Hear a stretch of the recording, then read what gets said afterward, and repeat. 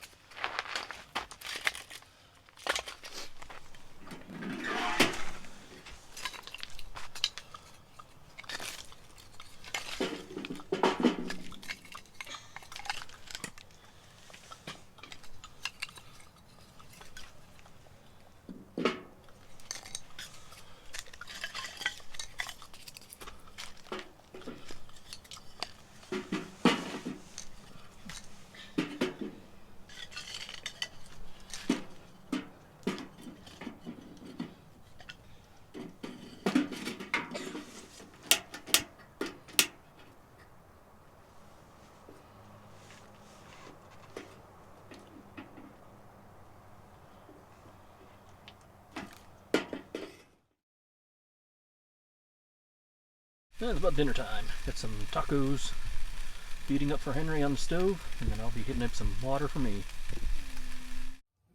So the phone says it's 40 degrees outside. 67 degrees here inside the tent. Henry's already over there sleeping. Just having a couple of drinks. Tending to the fire, and then I'll be going to bed in a little bit.